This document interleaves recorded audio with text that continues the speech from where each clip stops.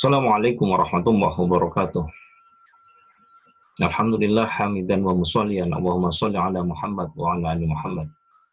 Alhamdulillah teman-teman sekalian, pagi ini kita bisa berjumpa kembali, diberi kesempatan oleh Allah Subhanahu wa taala untuk bertemu, bertatap muka di dunia maya di tengah musibah, wabah, pandemi.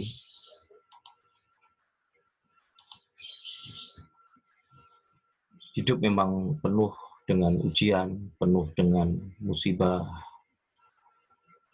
penuh dengan tantangan. Ini semua adalah bagian dari kita dikasih kesempatan oleh Allah mau naik kelas. Kehidupan memang penuh dengan kesulitan dan cobaan yang butuh bekal keimanan yang dapat kita gunakan di saat krisis. Sebagaimana kau butuh harta cadangan saat terjepit. Selain itu, kau juga butuh sahabat saat sedang susah. Pada saat kami susah, sedih, sempit, sakit, dan sebagainya, kami pun tidak akan lupa pada zat penolong yang memberi manfaat, yang memudahkan. Siapa itu? Allah Subhanahu wa ta'ala. Maka bekal yang paling utama, yang paling luar biasa adalah keyakinan kita, keimanan kita kepada Allah Subhanahu wa ta'ala. Karena tidak ada sekutu baginya. Inilah yang disebut dengan kepasrahan total. Inilah yang menyebabkan Allah akan menolong kita. Maka jika kita memiliki bekal di sisi Allah, maka tenang dan bergembiralah. Namun jika bekal tersebut mulai menipis, maka segeralah isi ulang dengan ketaatan, dengan ibadah, dengan zikir, dengan istighfar, dengan berbuat baik kepada sesama, dan kembali menghidupkan hati-hati kita dengan banyak zikir kepada Allah. Mari kita lihat hamba-hamba Allah, mana yang layak ditolong oleh Allah, dan mana hamba-hamba Allah yang tidak akan pernah ditolong oleh Allah di dalam kisah, di dalam Al-Quran. Seperti Fir'aun, ketika ia mulai mendekati lautan, kemudian dia kira dengan kekayaannya, dengan kekuatan yang dia miliki, dengan kekayaan, dengan hartanya yang di tangannya, dengan para pengikutnya yang banyak, maka ia dapat tertolong dari kematian.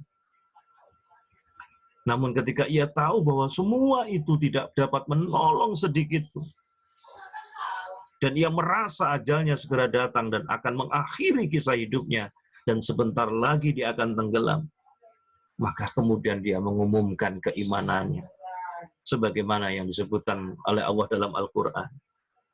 Dan kami memungkinkan Bani Israel melintasi laut, lalu mereka diikuti oleh Fir'aun dan bala tentaranya, karena hendak menganiaya, hendak menindas mereka, hingga bila Fir'aun itu telah hampir tenggelam, berkatalah dia, aku percaya bahwa tidak ada Tuhan, melainkan Tuhan yang dipercayai oleh Bani Israel, dan aku termasuk orang-orang yang berserah diri. Quran Surat Yunus ayat 90. Tapi apakah kemudian doa Fir'aun itu dijawab oleh Allah Subhanahu wa ta'ala? Tidak. Kenapa? Karena Fir'aun tidak punya bekal. Fir'aun tidak punya bekal yang layak dia diselamatkan oleh Allah. Apa bekal itu? Kenali Allah saat kau dalam bahagia, maka niscaya Allah akan mengenalimu saat kau dalam kesusahan. Ta'arraf 'ala Allah fi raha ya'rifka fi siddah. Kenali Allah saat kau dalam bahagia, maka niscaya Allah akan mengenalimu saat kau dalam kesusahan. Hadis itu, pesan itu disampaikan oleh Rasulullah pada saat Rasulullah membonceng seorang anak kecil namanya Abdullah bin Umar. Hadisnya cukup panjang, dan di antara petikan hadis itu ada rahasia, dan ternyata rahasia itulah yang menyebabkan Allah menolong Nabi Yunus, Allah menolong Nabi Yusuf, Allah menolong Nabi Ibrahim alaihissalam.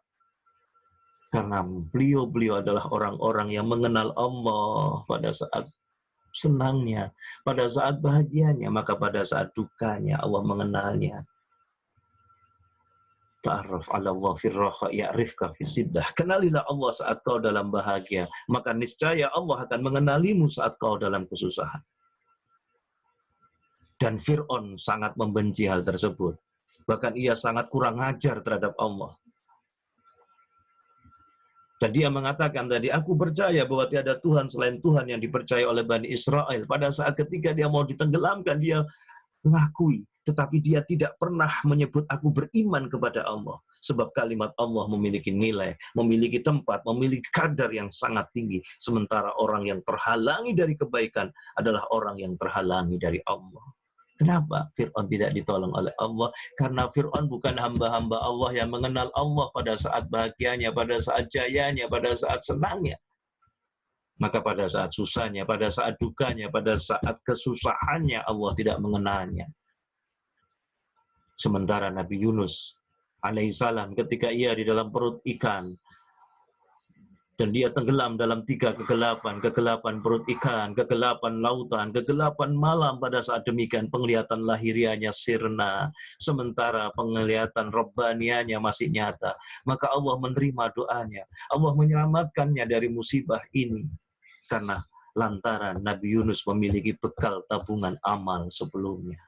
Apa bekal tabungan amal sebelumnya? Beliau termasuk hamba-hamba Allah yang mengenal Allah. Pada saat bahagianya, pada saat senangnya, maka niscaya Allah akan mengenalnya pada saat ketika dia susah, pada saat ketika dia menghadapi bencana, pada saat ketika dia menghadapi musibah.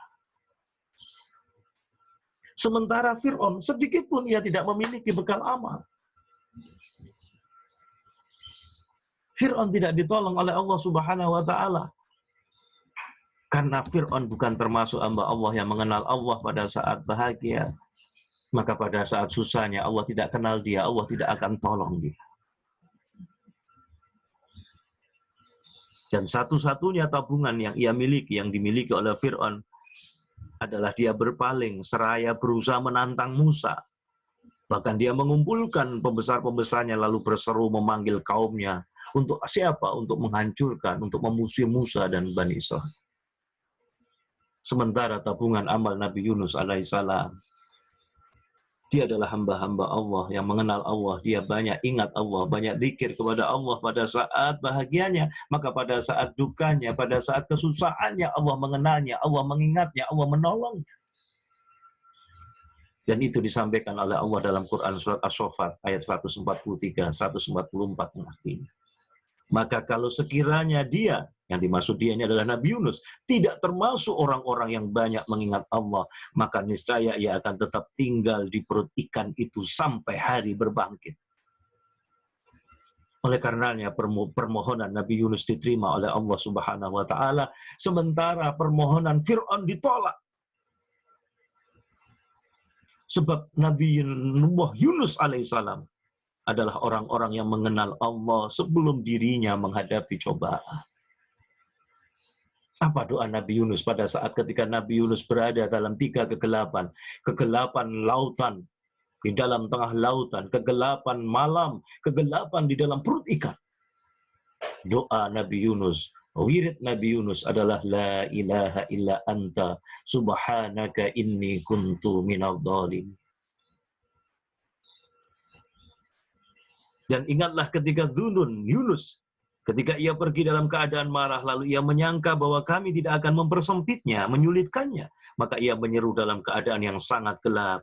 La ilaha illa anta subhanaka inni kuntu minadh dhalimin. Bahwa tidak ada Tuhan selain engkau, maha suci engkau, sesungguhnya aku adalah termasuk orang-orang yang zalim. Doa Nabi Yunus dijawab oleh Allah Subhanahu wa Ta'ala dengan 3 jawaban. 1, Nabi Yunus diselamatkan oleh Allah dari perut ikan. Diperintahkan ikan untuk mengantarnya ke tepian.